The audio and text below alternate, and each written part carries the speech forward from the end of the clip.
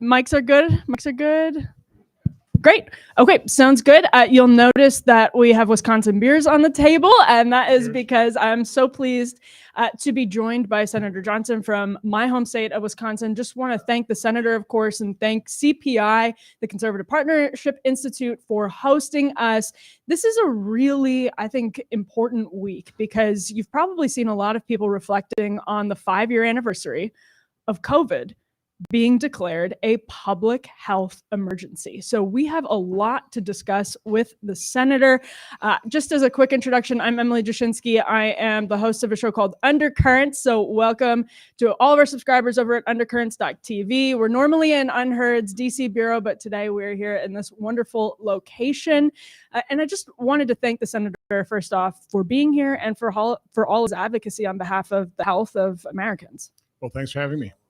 It's great to have you, Senator. My first question is about the Maha movement's power here in Washington. Secretary Kennedy, it's crazy to even say that. It's amazing to even say that. Hosted the first Maha Commission roundtable just yesterday. It looked like a big success. Jay Bhattacharya appears to be headed for confirmation at NIH.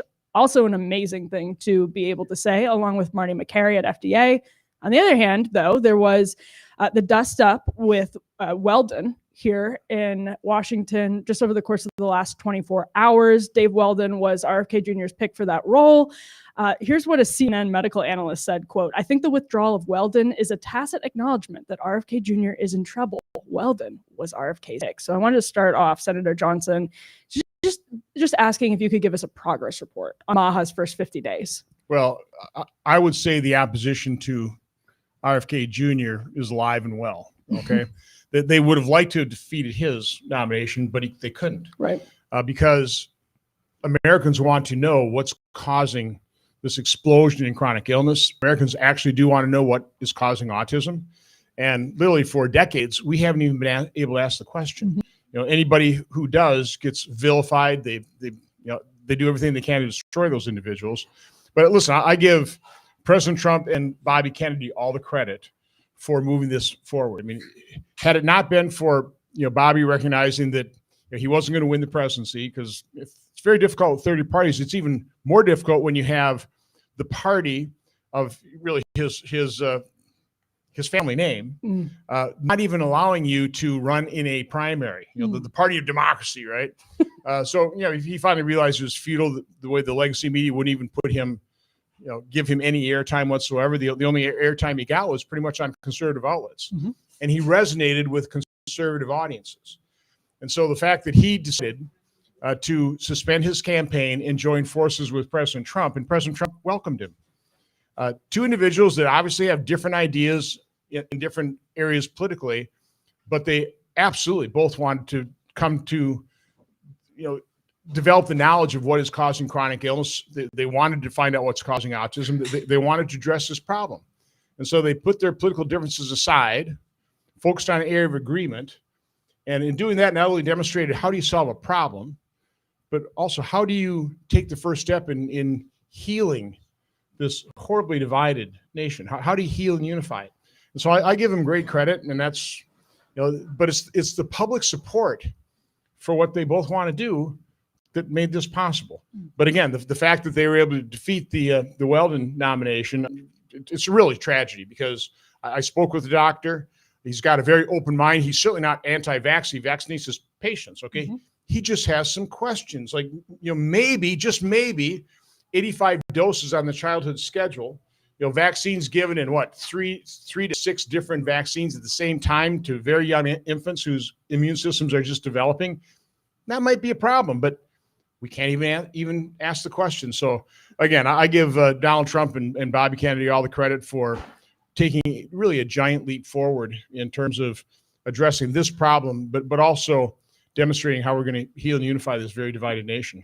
It seems to me like Dr. Weldon doesn't even know exactly what happened when the White House pulled his nomination. He said sort of that big pharma may have had something to do with it. He said it's the concern of many people is that big pharma, quote, was behind this, which is probably true in a statement today. Do you know if pressure from Big Pharma had anything to do with it? No, but I think you can pretty well assume that.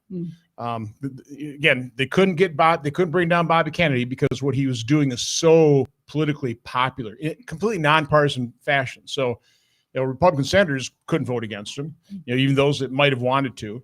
But Pharma doesn't go quiet in the night, so they got their scalp. And unfortunately, it was Dr. Weldon. Well, and even just going back a little bit, I was mentioning before we started that I went back and watched some of your ads from your original campaign in 2010, which I lived in Wisconsin at the time. So I remember seeing on TV, and there was, to me, such an overlap with what we hear now from DOGE. And there's all kinds of questions about how Maha is maybe downstream of these questions about sometimes we have too many regulations, sometimes we have not enough regulation. But I wanted to just see if you could reflect for a moment on how maybe there is a point A being the Tea Party to point B now with DOGE. Do you see that connection from those two epics? Yeah, I think so. It's part and parcel of the same movement. From my standpoint, the underlying effort of the Tea Party was, preserving freedom. And, those of us who value freedom realized, our founders were geniuses. They realized, we're men and women, we're imperfect. If you don't want to live in chaos and anarchy, you have to have some form of government, but government is not created to solve our problems. Government is a necessary evil, and it's really something more to fear and needs to be limited, which is why they wrote this brilliant constitution that in theory was going to have 3 co-equal branches of government, all 3 branches jealously guarding their own constitutional authority, not leaping outside the constraints of the enumerated powers. But that's kind of gone by the wayside. And now as government grows, our freedoms necessarily recede. So that's really what I think the Tea Party recognizes as we start producing $1 trillion a year deficit. I mean, those are the good old days. When I ran literally in parades, I would shout, "We're mortgaging our children's future. It's wrong. It's immoral. It's got to stop. Freedom." That was my chant. Sounds like a great parade. And I got elected. But we were $14 trillion in debt. Now we're 36.4, and no one in sight. I will report. We came back from a meeting with the Senate Finance Committee Republicans and President Trump in a very positive meeting. I mean, he is dedicated to balancing the budget. Now he's looking at different forms of revenue, whether it's tariffs, whether it's his gold card, which quite honestly is a brilliant idea, combined with returning to a reasonable pre-pandemic level of spending.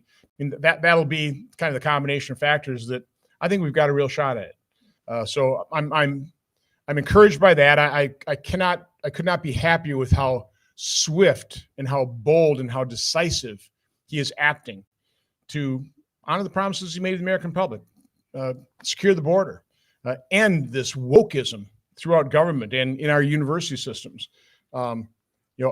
protect our girls and our women from biological males invading their sports and their bathrooms and their locker rooms and their showers. Okay. Controversial. So it shouldn't be.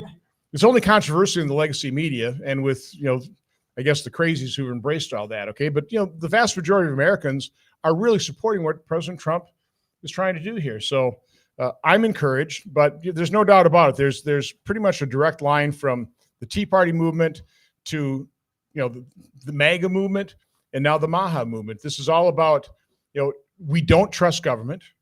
We recognize it is corrupt. It is grotesquely dysfunctional and inefficient. That's what Elon Musk is, laying out for the American public to see, is just how grossly dysfunctional and inefficient, and how much of our hard-earned tax money or the money we're borrowing that's mortgaging our children's future, how poorly the government, spends those funds.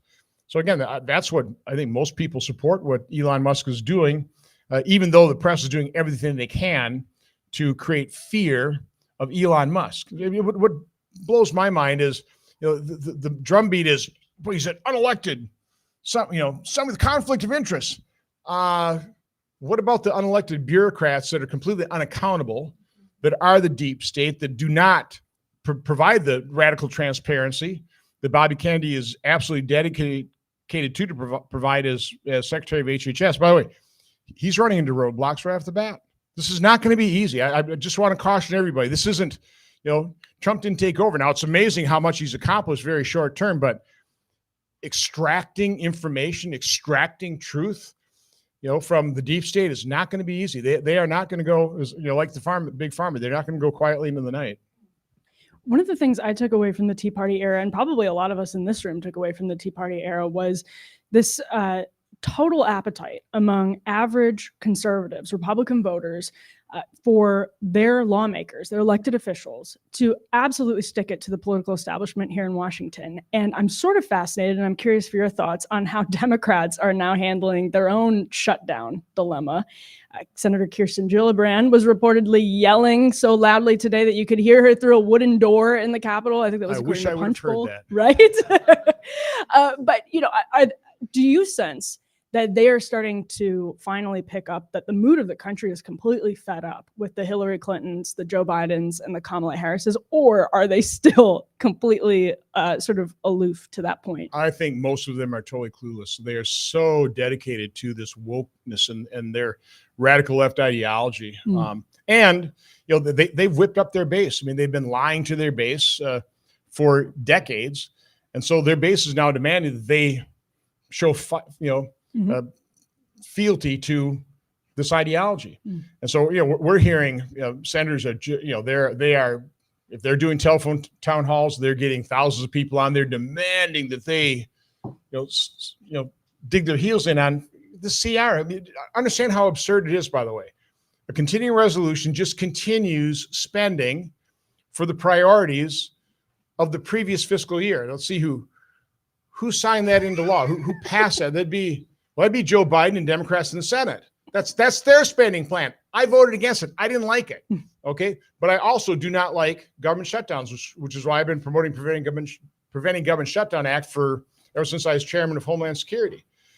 It's a better way than incurring the cost of a shutdown. So you have these Democrats who, for every one of these shutdown battles, have always blamed Republicans for it because they've had the media backing them. And just, talking, we can't do a shutdown. This is horrible. People are going to die.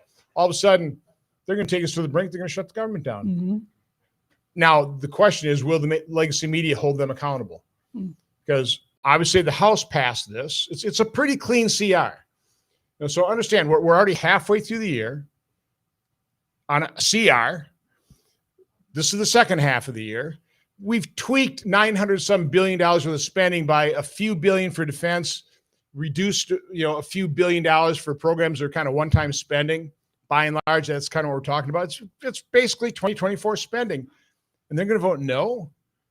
And they're going to, and my guess is the legacy media will back them up. Some outrageous thing.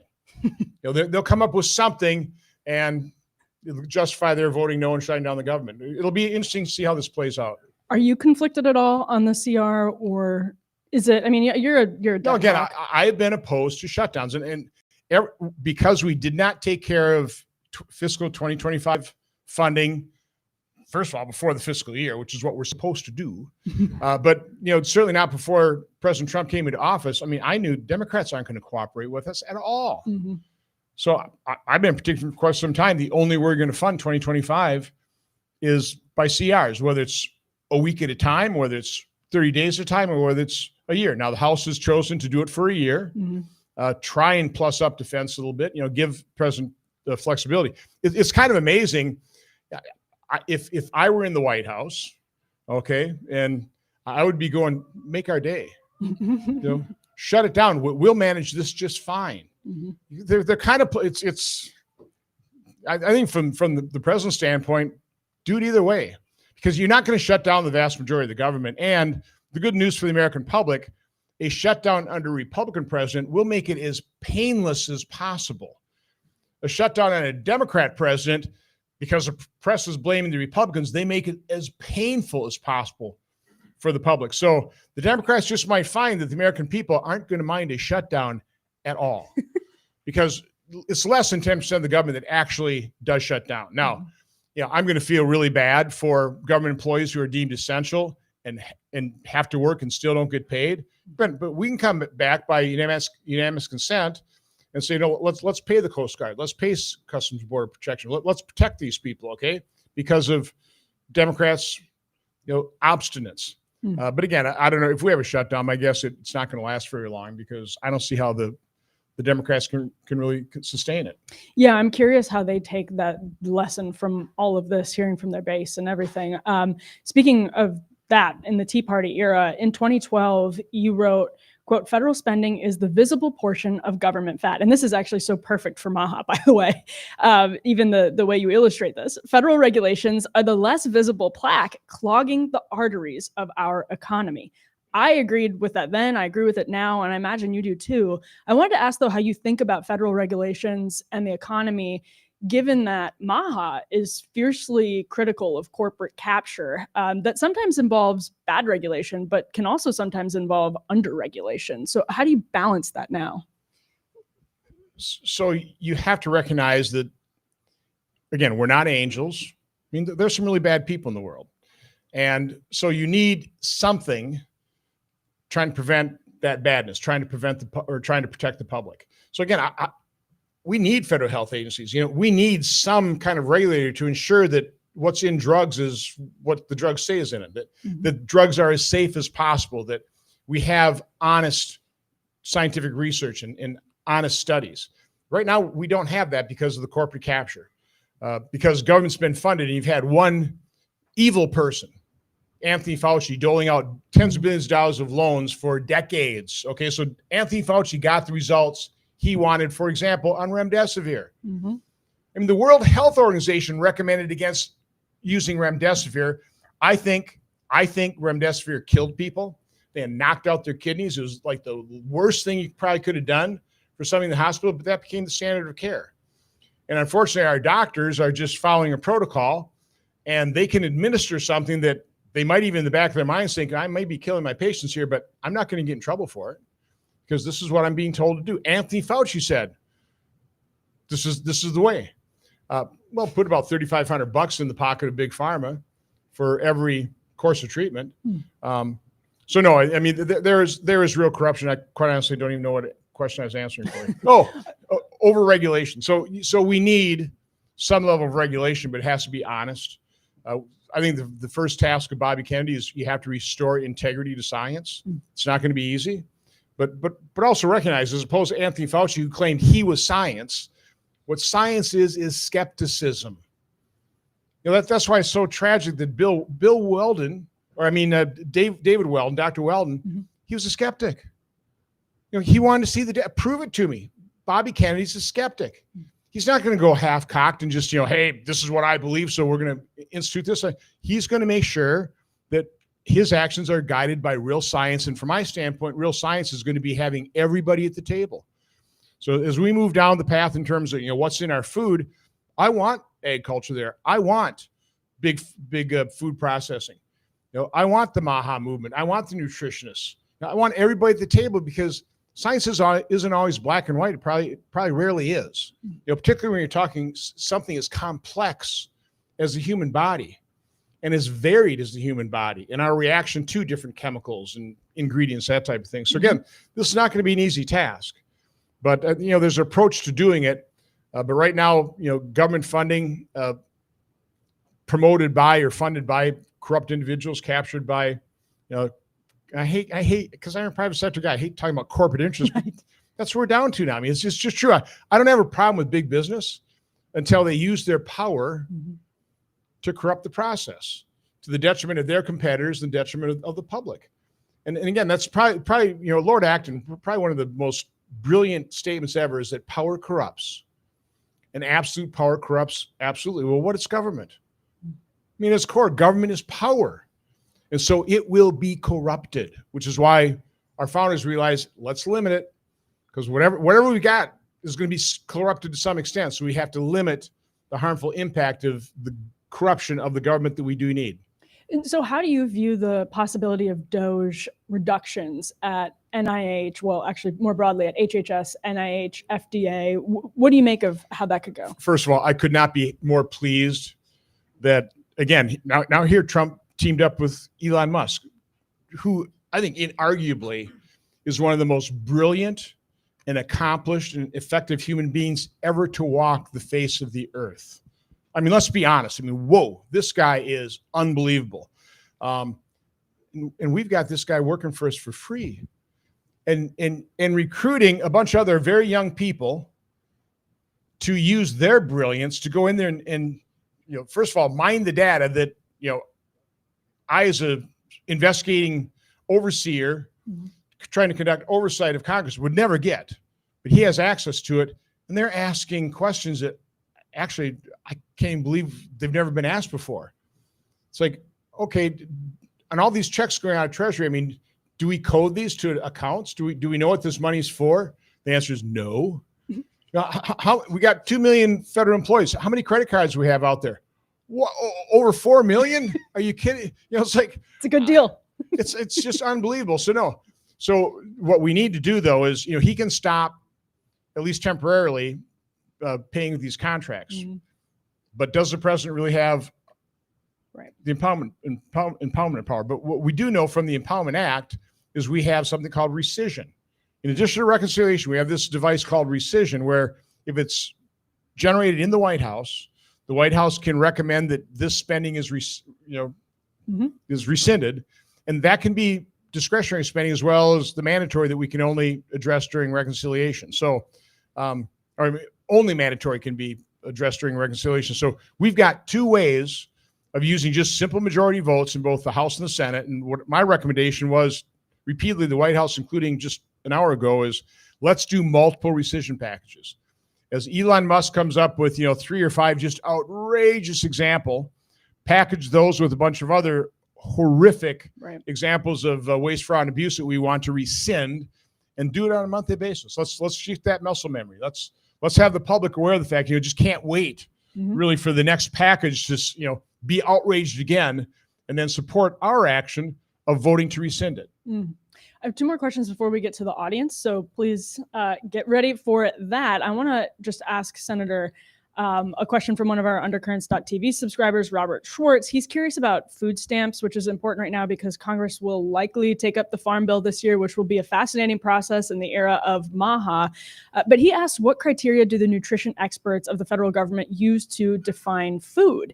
And this is really interesting because you were just talking about how big business can be just as corrupted as big government. Do you have any insight on this process? I mean, you're on the aging committee too, and I imagine this is something that weighs on a lot of seniors who are now dealing with chronic illnesses or cancers that we're increasingly learning could be linked to the food supply. So first of all, I got to put a plug in for Senator Rick Scott. He's doing a great job as chairman of the Aging Committee, actually making it a very interesting committee and holding important hearings on important issues. Yesterday was about depression in seniors and the devastation of that. Trying to figure out where I want to go on this thing. Give me how special interests can influence the way that the federal government ends up defining nutritious foods that can be purchased with SNAP. Okay, so you started talking about the food stamp bill. Well, I mean, you call it the Farm Bill. Yeah, the food stamp bill. But it's the food stamp bill. The welfare bill. And part of the problem with the Farm Bill is you have the only way they can pass it is by 80% of the bill being food stamps, welfare. And unfortunately, I really don't want to have to do a grand bargain.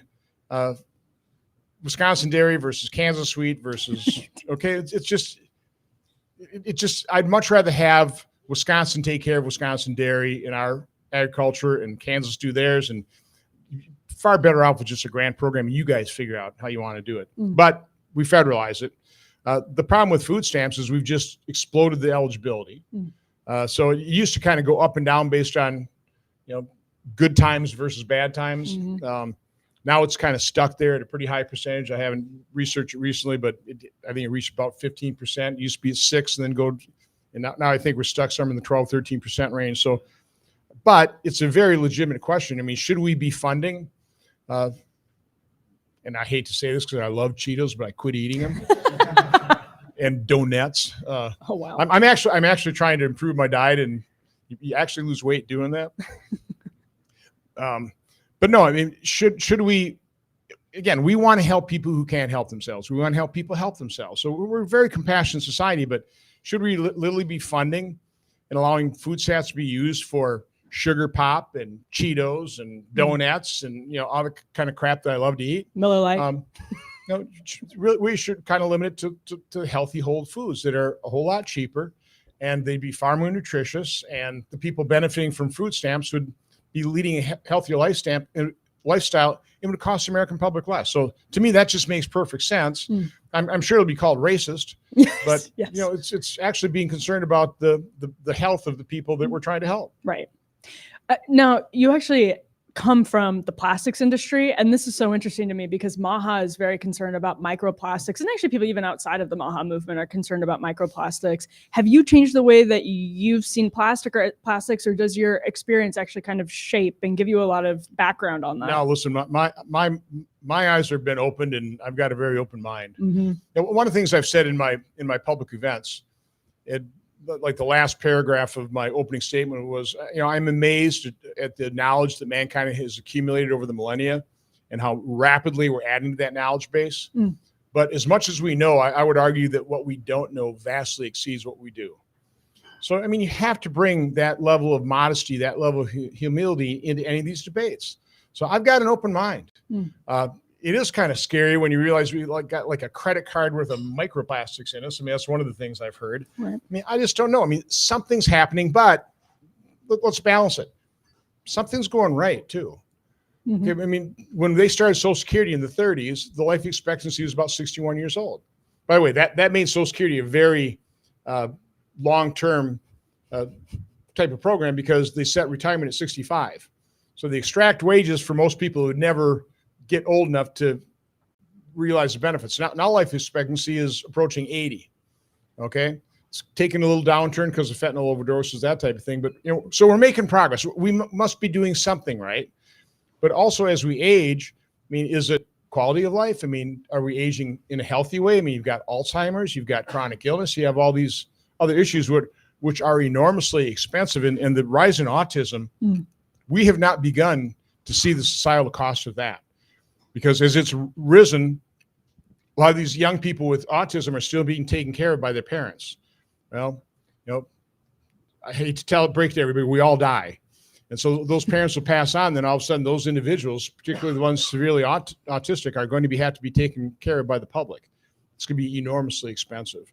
So that's one of the, just from the financial aspects of the cost of chronic illness. I think in hearings, I think Bobby quoted 75% of our over $4 trillion healthcare costs are treating chronic illness. And imagine how we can reduce that if we can cure chronic illness, and think of all the money we would save if we stop this, increasing rate of autism, Alzheimer's as well. So, by the way, corruption of science.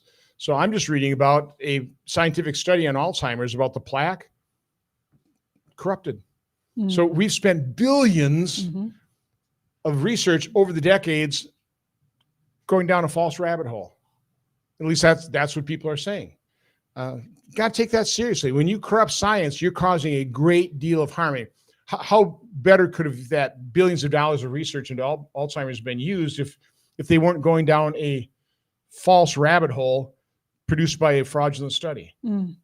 How often do you talk to Secretary Kennedy and maybe likely incoming NIH Director, Dr. Bhattacharya?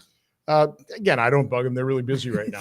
I think plate's full. No, honestly, I think once they get in their job, I'll start contacting them sooner. I will say, Bobby is absolutely dedicated to radical transparency. He's become a friend of yours, it sounds like. But we're both hitting a wall, and it's going to be. It's hard to figure out who's causing that wall. I think he's got confidence people trying to extract the information, but then there's counsels involved, lawyers involved. We got to redact this because of personal information. It's like, again, I'll just be honest with you. I'm not seeing much difference between the current administration and the Biden administration, other than I absolutely know there's a sincere dedication to be radically transparent. It's just going to take time. Again, the deep state will not give up its secrets easily. Very interesting. And before we get to questions, I do have one more thing that I just wanted to see if you would reflect, since we are here on the 5-year anniversary. Thank you so much, AJ, of the COVID public health emergency declaration. If you could take us back, Senator, to what was going through your mind 5 years ago, right now, as we all, I think, well, maybe I shouldn't say we all, but many of us did find ourselves sort of reflexively putting our trust in Dr. Anthony Fauci, and others in our government, even the president, things went south very quickly. But can you tell us what that was like for you? So again, we're looking at March, what was it, 13th, 10th? I'm not exactly, I think it's about March 20th when a state senator in Michigan was successfully treated with hydroxychloroquine. I think that was in the March timeframe. Up to that point, I'm looking at the PSYOPs, being undertaken by Chinese government with the moon suits, all that kind of stuff. I mean, these doctors, young, healthy, getting COVID and dying within 3 days. So, Right. I was as freaked out and scared as everybody else. But then you had John Ioannidis analyze the results of the Princess Cruise, almost like a perfect little research study, right? And he was out there saying that the infection fatality rate is going to be somewhat similar to maybe a bad flu season. The Center for Evidence-Based Medicine in Oxford, pretty much the same conclusion. This is very early on in the process. So when I saw a potential of a treatment for it, and started hearing about other ones, quite a bit later that I heard about ivermectin, but there's budesonide. There, again, corticosteroids. I had Pierre Corey testify in May when I had John Ioannidis and a bunch of other people. The purpose of that hearing literally was to try and convince people not to freak out about this. This isn't Ebola. And that's May of 2020. This is May of 2020. Wow. So I mean, you sort of pivoted pretty quickly to realize something was wrong. Well, when I heard about hydroxychloroquine, I got on the horn right away to the president of Novartis, who I heard had donated 30 million tablets of hydroxychloroquine to the national stockpile. And I want to know, what, and he was all excited about it. He's going to do, he's talking, Senator, we got about a dozen studies going. We'll have the results of these things by, April, early May. End of April, and I was texting him all the time. And all of a sudden he went totally dark, end of April. I've never talked to him since. Go, what's pulling off here? We had the log jam in the stockpile. We couldn't get it out. Then you had Rick Bright sabotage hydroxychloroquine. You could only use it in clinical trial. When it wasn't going to be helpful, when somebody was already too sick, it was only good for early treatment. So again, I'm watching this. I'm living it, and it's not making any sense to me. Why aren't we talking about other treatments? Why is it just one drug right now? Okay, what is the NIH expending on this? So I held that hearing in May with John Ioannidis. So he talked about the Princess Cruise. And it's not Ebola at 30-40% fatality rate. It's not MERS. It's not SARS-1, 8-10%. This is going to be like a bad flu. So quit freaking out.